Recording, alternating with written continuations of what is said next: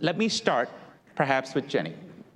How, in this challenging, because you work for an organization that thinks about this every day. This is what you do on behalf of lots of companies. You think about how to advance the ball on becoming a net zero company. I've outlined some of the challenges already. Do you have a roadmap for us? Can you share some wisdom from what you've seen in your work and your work with companies? Sure. So I'm with We Mean Business Coalition, and we're a coalition of nonprofits who are working to try and mobilize business to reach equitable and just net zero economy by 2050. And so one of the things that we work really hard to do is to understand what that journey is like for companies and to figure out what are the roadblocks and how can we help make that journey smoother. One of the things we've developed is what we call the 4 A's for climate leadership, where we really emphasize a roadmap, as you said, for the steps companies can take, starting with ambition, thinking about how they understand their climate footprint, how they start to think about setting a goal, building a transition plan to reach that goal, and then moving from there into action, thinking about also policy advocacy, and at the tail end, accountability and how you report transparently about the progress that you're making and communicate that to your stakeholders. So you've sketched out a roadmap, a checklist, as it were. Sounds easy enough. I imagine in practice, I see the smiles already and the head shaking to your left. In practice, it's not that easy to do. So maybe I can start with Melanie. Melanie, Microsoft, we've already talked a little bit on stage today, is doing a number of interesting things. You're committed not only to net zero, which is the ostensible goal of this panel. I think, if I'm not mistaken, you're committed to negative emissions over your lifetime as a corporation, going back historically even. So are you just trying to make everyone else look bad? What's going on here? How is that even going to be achieved? I love the 4 A's because I feel like that's what we're putting into practice at Microsoft. But you're right, we're actually going to go to carbon negative by 2030. And then by 2050, remove all the historical emissions since our founding in 1975. And so I really appreciated the piece that you have out today or this week in The Economist around carbon removal, because a key way to actually get to carbon negative is through investing in a carbon removal market. But we've done, I forgot the 4th A, but we have the ambition. So Michelle on the earlier panel laid out our commitments to be carbon negative, water positive, zero waste, and protect ecosystems, which we believe is the ambition to where Microsoft is. And then moving into action and accountability, we just a couple weeks ago released our annual report, like many of us on the panel do, which is a painstaking effort, I think many of us can agree to, of really just being very transparent and diligent on where our emissions are coming from, what's contributing to those, holding ourselves accountable, 3 years into our journey, doing a stock take, what are the actual policies and initiatives that we're going to implement to actually get towards each of those targets. And so, happy to say we're making good progress on that road to our targets.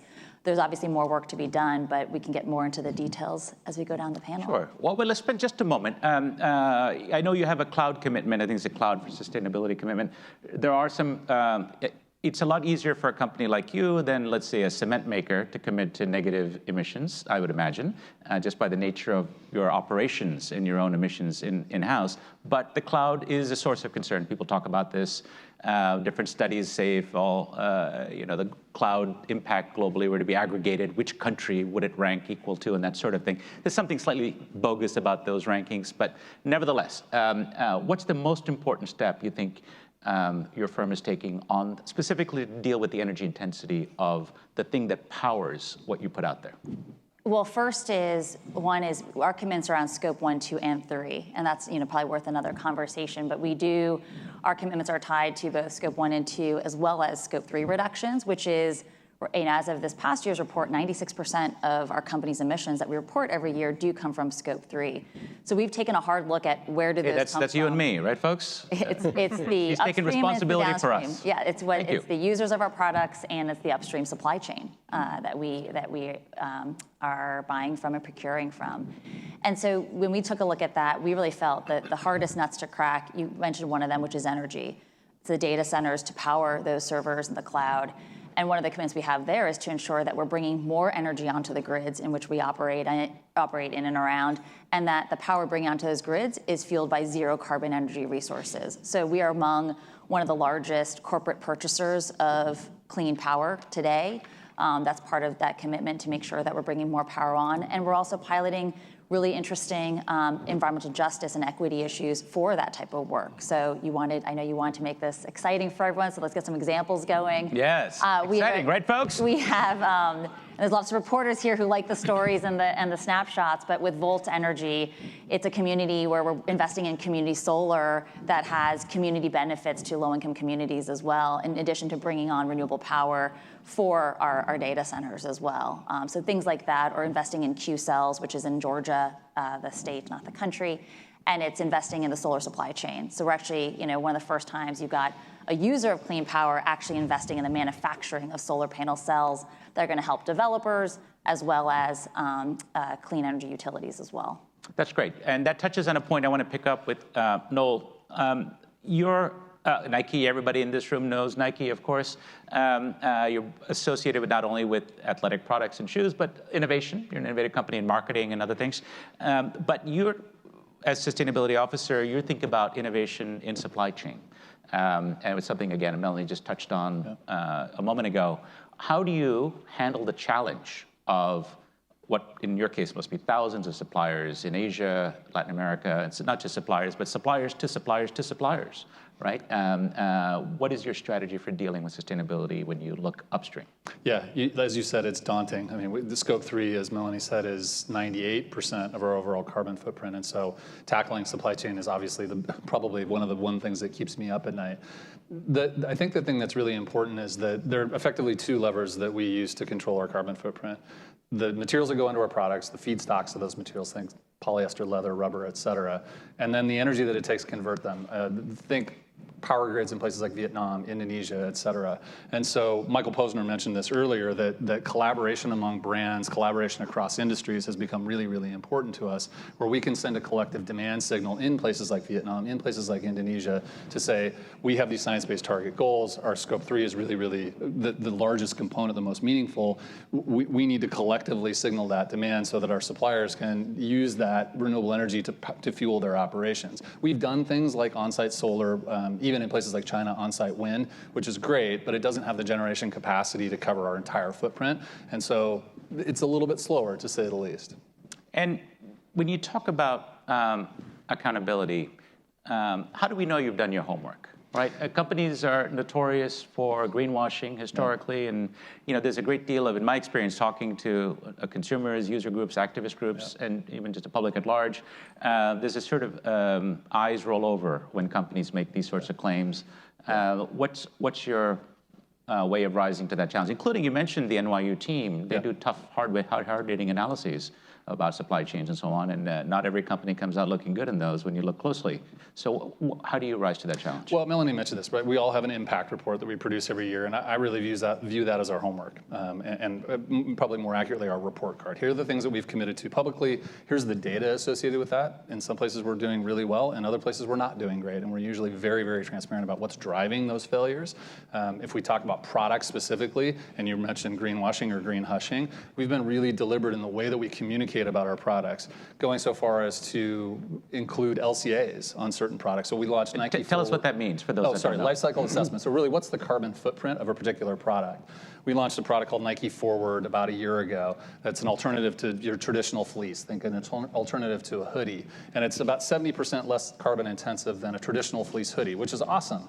But to your point, there's going to be some skepticism about that. And so it's on us to share how we arrived at that math, who did the calculation for us, that it wasn't just done back of house at Nike, and what's really driving the assumptions that got us to that point. And that's really going to be our mantra going forward, to your point, to continue to build credibility. We won't be able to do it for everything, but in those things that we're going to stand for, that are innovations, particularly in the product space, we're going to share that level of detail. What stands in the way, just to press on this a little bit? I mean, I've heard this sort of idea of pursuing, and I've covered supply chains for The Economist for a number of years as business editor in the US, but also as business editor in China. I covered the other end of the global supply chains for years. There's always been the dream that you can scan a QR code or the product, and immediately you'll have the whole history of the product, its journey to you, its energy usage, the supply chain, the vendors, and that is a beautiful dream. I don't think we're there yet. But as consumer expectations rise, as regulations in places like Europe rise, you're going to have the data.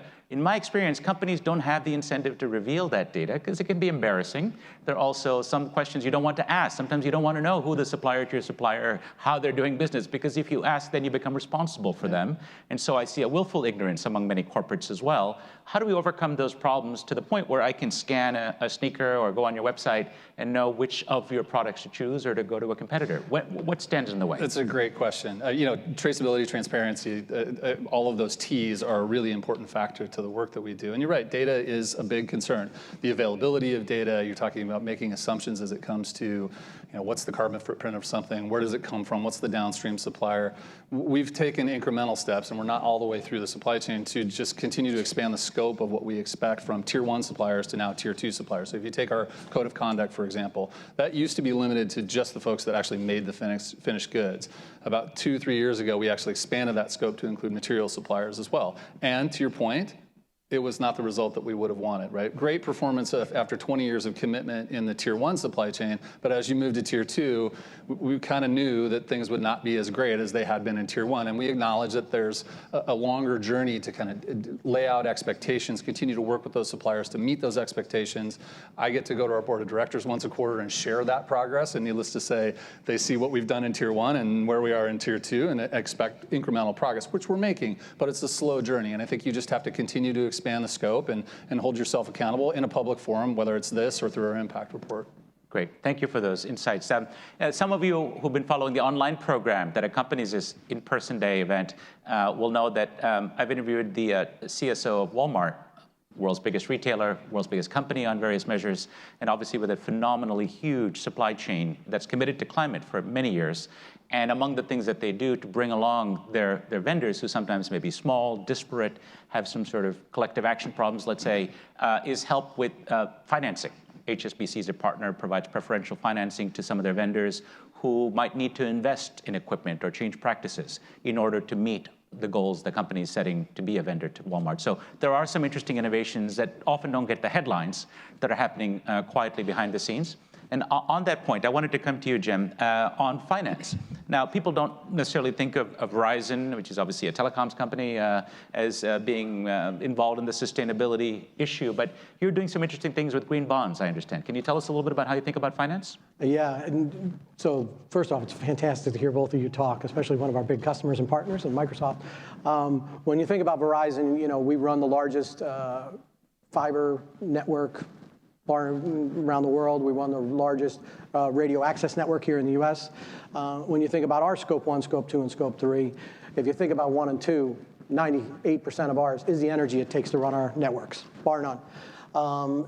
And when we started to peel back the onion on that to make our net zero by 2035, we focused on 1 and 2 first. I'll get to 3 in a second. And it was about energy. And it's about how do you move forward. And if you just look about, we're one of the largest landowners in the United States when you think about our infrastructure and our support. But there's just not enough land to do renewable energy on property. I got a guy who's a big landowner who was on stage earlier today from the White House. You two should talk. Yeah. He might be a little bigger than us. But when you think about that, we've done over 28 megawatts on site of solar and turbine and things like that, and even natural gas, which I know is not purely green, but it's a little bit better, about 40%. When you think about how you do all that, then you say, okay, how do I really move the needle forward? At a company like Verizon, you're always going to be fighting with network build. You're going to be fighting with 5G. You're going to be fighting with spectrum business cases. How do we do that? I totally give credit to our finance department, our CFO. They came up with the idea in 2019 to issue a green bond. Most of us didn't sleep the night before after we told the street what we were doing. Fast forward, it was one of the most oversold bonds we've ever done.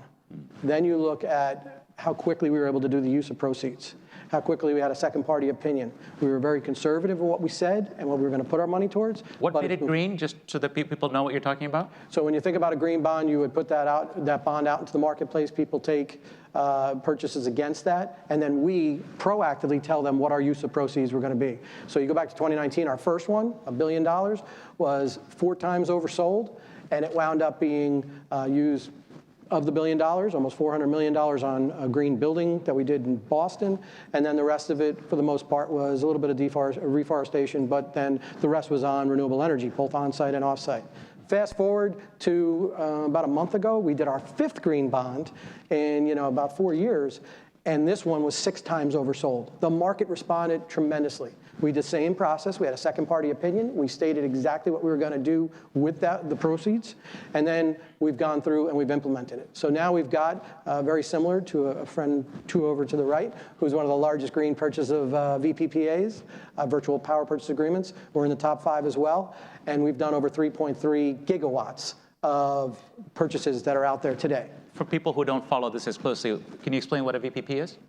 So a virtual power purchase agreement is what we've gone into, and a little bit of a distinction between some others. We've gone in with developers, and we're co-developing either solar arrays, turbine fields, whatever the case may be, and we've done it what we're calling near loading. So by our operations, we have gone and developed incremental to the grid. We're not doing RECs where we are selling them. It's fine. It's a great business to be in. We don't do that currently. We're going that, and we're retiring the RECs, and we're building, and everything we're doing is to be incremental. And that's a huge, important thing because we see ourselves as a growth company, and we want to make sure we're growing the grid at the same time. Because you think about Scope 1, our fleet to run here in the East Coast, our FiOS vehicles. We're driving up and down. As we modernize that fleet, as we go from hybrid to EVs, we're going to be straining the grid just to power those vehicles, and we have to be responsible in the way we do that. So the last part I'll just really mention quickly about the green bonds, and probably one of the things I'm most proud of, this last green bond was underwritten by 4 diverse suppliers on Wall Street, which is not a place you see a lot of diversity. And we were really proud that we were able to bring those diverse suppliers to the table and help them underwrite these bonds. And that goes through our whole entire supply chain. Because we are about equity inclusion, MWDV suppliers. We have a process that we go through there, and we have committed that. And both MWDV, diversity suppliers, as well as the way we do our carbon intensity is all built into the compensation of every Verizon employee. Not a big enough part yet. I'm working on that. But regardless, every single employee has a piece of that into it. Okay. Making it green to go green, it sounds like. There you go. At least in a little way. That's good. Thank you. We're going to come back to some of the points you raised. I want to turn to Katharina. Katharina, your title really intrigues me. You're Chief Strategy and Sustainability Officer. Now, those are typically 2 separate functions at companies. So I'm very curious to know, and especially coming from a company that's a legendary institution in the oil services industry historically. What does it mean that the firm has pivoted, I guess, or you tell me if I'm wrong, what does it mean and why do you wear both hats? What does it mean? Yes, thank you. So SLB, as you said, is a global technology company in the energy industry. And in our special case, energy and sustainability are completely interlinked. And the reason is that if you look at current global carbon emissions, 75% of them are actually energy related. So being in this industry, for us, the decarbonization of this industry is an enormous strategic opportunity in itself. Because I think the one thing is that the future power production and the future energy production, of course, needs to decarbonize. So we are a big investor in new energy systems, in decarbonized new energy systems. But the fact is that taking into consideration how much of current energy is still based on fossil fuels today, at the same time, we need to decarbonize the current industry as fast as possible. Now, if you look at our carbon emissions, ours as a company, same holds true as for the colleagues here. 95% are Scope 3 emissions at our customers' place, which are the biggest energy companies in the world. And what we do is we develop technology that decarbonizes the operations of our customers. So, and this is now I'm getting to the point why sustainability and strategy are so closely interlinked, because the core of the strategy of the company is to decarbonize the energy system, and to do it on the one hand side by working and investing in new energy technologies like hydrogen, carbon capture and storage, storage itself.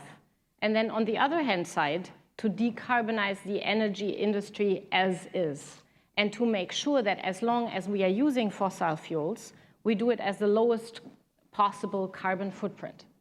And I think a very impressive example is methane, because if you look at carbon emissions out of the oil and gas industry, which is 5.2 gigaton per year currently from upstream, midstream, and downstream, half of it is actually based on methane. And the fact is the technologies to do something against it and to stop it are there. And there are a lot of commitments out there to reduce methane emissions by 2030 completely. And that is actually very much the core of the strategy. So in existing energy, let's make sure that we decarbonize as fast as possible. And then I think the third pillar, and that touches very nicely to a lot of stuff that has been discussed, the third strategic pillar is actually digital.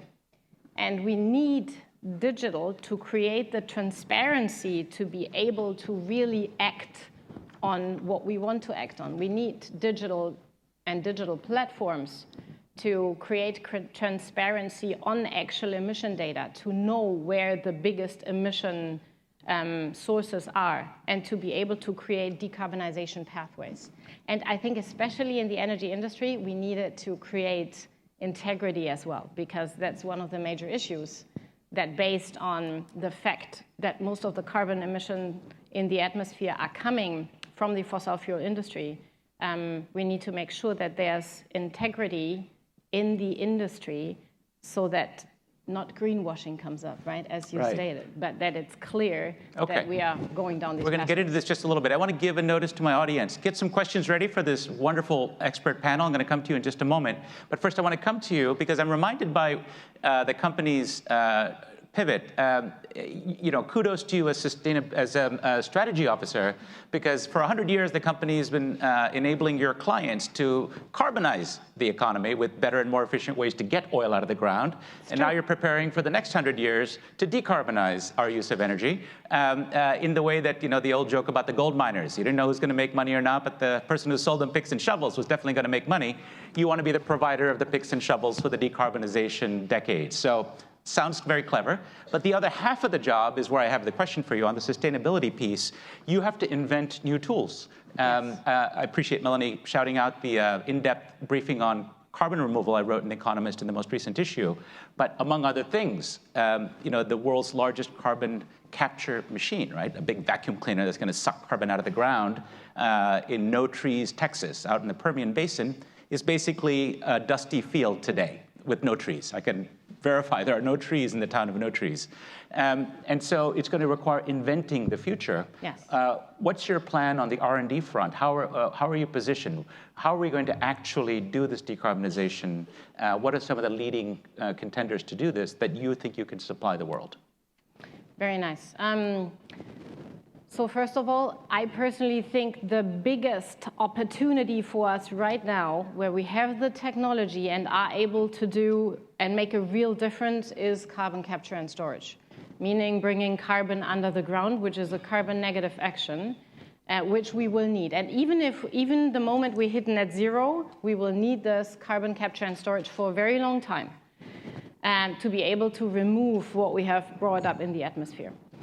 Now, first of all, the technologies for carbon capture and storage are mostly there. What we need to work on is make the business cases work.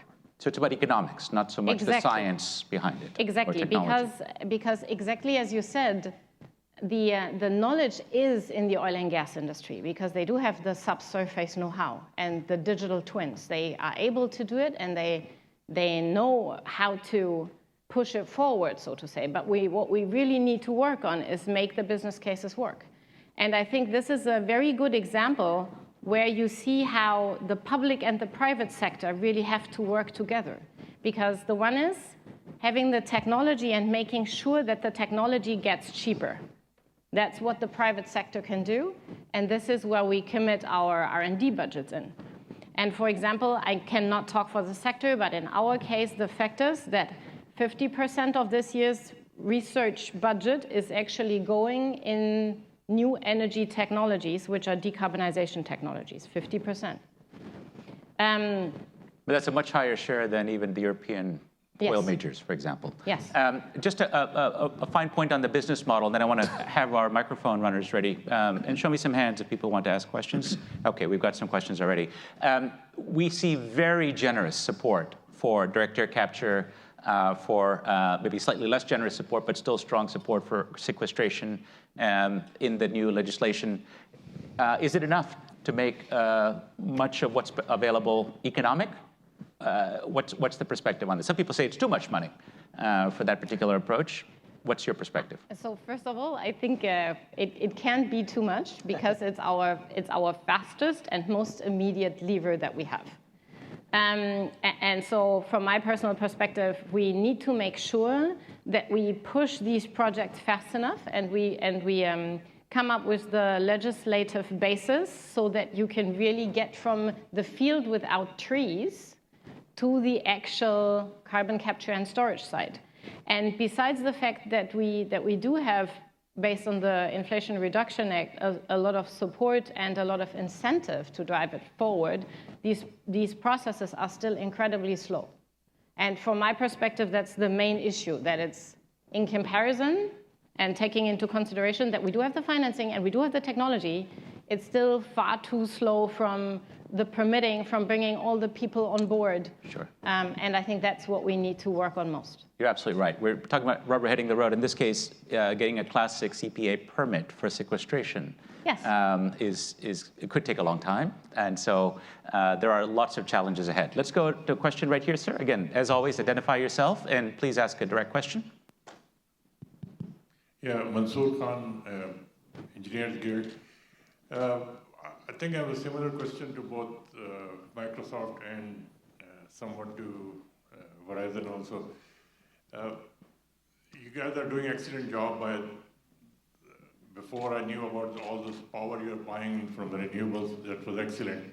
But the minute you said virtual power purchase agreement, it has created doubt in my mind. Now I'll have to go back and check, like, because virtual means you have some option for greenwashing, but I don't know. But that was just comment came up. Let's go to the question. What are you, Microsoft, start with Microsoft. What are you guys doing? Because you're doing excellent work, but what about your, because every time you have a operating system upgrade, I have to get rid of my old laptop or PC or whatever. So what are you guys, like, they are not backward compatible because they become so slow and so. That's a great question. I think every one of us, let me pick up on that because you make a great point. Designing for obsolescence, right? And rapid turnover of consumer goods in electronics. Same thing with Verizon, because every time they have a new phone, new operating system, that make me throw away my old phone. I think it's a powerful question. Any one of us that carries a smartphone knows that even a company like Apple will start to throttle it so that it becomes less attractive to use your slightly older phone. So maybe a question for two of you, Melanie, and then maybe we'll hand it over to Jim. How do you think about this dimension of planning for obsolescence, the consumer economy, and how do you shift towards more of a circular and maybe more mindful economy? Great. So I would say two ways. So one is we have a zero waste goal by 2030, and the way we're implementing it, let's talk about the practicality of that. First is let's think of the types of devices we have. One is your Surface laptop. The other part where we have embedded circularity is around the servers. You mentioned cloud. So all of that hardware and the infrastructure around servers, what are we doing about that when those get old or they reach a decommissioning stage? So first I'll tackle on the Surface side. We're doing a lot of work around repairability. So our latest product is one of the most repairable devices in the Surface line of products. And that's been part of, towards our zero waste commitment is how are we baking in reusability and repairability to the consumer side devices. The second side of this is, and also if you think about Xbox controllers, we've launched a recent Xbox controller that's taking ground up old controllers and using that plastic in a new controller that we launched earlier this year. So that's on the consumer-facing side. On the hardware-facing side, because that's actually far more probably waste if you think about it, is all those servers, the hundreds and thousands of servers that are out there. We've actually created circularity centers at Microsoft. These are facilities that are adjacent to our existing data centers, and they are going towards our 90% reused or recyclable goal for those data centers. So it's an adjacent facility, and it's being used to basically take old out of sort of decommissioned hardware, and it goes into the circulatory center where the different parts are harvested, recycled, and reused to get us towards that goal. So most recently, we have a Chicago-based circulatory center, and that has hit around an 83% recycle reuse rate on the way to 90%. So those are just two examples. It was such a fulsome example, Jim. I'm going to leave it there. We're going to go back in the interest of getting a couple of audience questions. You're off the hook. We have a lady here. We're also short on time, so I'm going to take a lightning round. Let's have two questions right here. I saw two hands right near the front. Let's take them both. I'll have two quick answers, and then we'll move on from there. Go ahead. Hi, Hadiza Bamboshe from the British Embassy. My views are my own. I'll just say that. So I have a quick question. So we understand the business case. We understand, removing carbon, but what about the people that have been affected? And what are you doing for those communities? Sorry, just one more sentence. Which people where, just to be clear? Well, I mean the people most affected by climate change. By climate change. Yeah. Okay, understood. Great. And your question here? Thank you. Giselle Saraleghi from the International Finance Corporation. Really curious to see how geared up you are for the regulation that's coming on sustainability from the SEC, EU to the ISSB. How is that impacting your reporting? How are you navigating some of the differences as global operators? Okay. That's great. Well, we're actually going to have a commissioner from one of the regulatory agencies closing out our program today. You do not want to miss that. I think she's here already today. I saw her. So we'll get a more fulsome answer, I'm sure, from her. I'll ask, who wants to jump in on the very important question about the people affected by climate change? Who's thought about that as a corporate actor? Obviously, it's a societal challenge. But who wants to jump in, Jim? Sure. So Verizon is a very U.S.-centric company. However, when you look at our presence around the world, we connect B2B customers everywhere. So if you just think about our efforts with reforestation and things like that, we've done a tremendous amount of work all across Africa with replanting and things like that, creating economies that didn't exist since palm oil went and back there devastated them significantly. But I just want to go back to one other quick lightning round comment.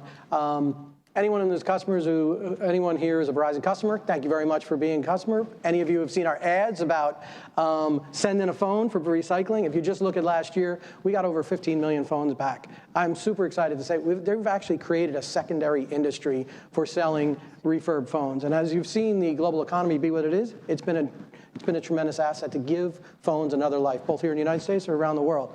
And then you think about where you go with that and how you can move forward. Well, then you look at I was geeking out with the supply chain part of your job because that's what I do too.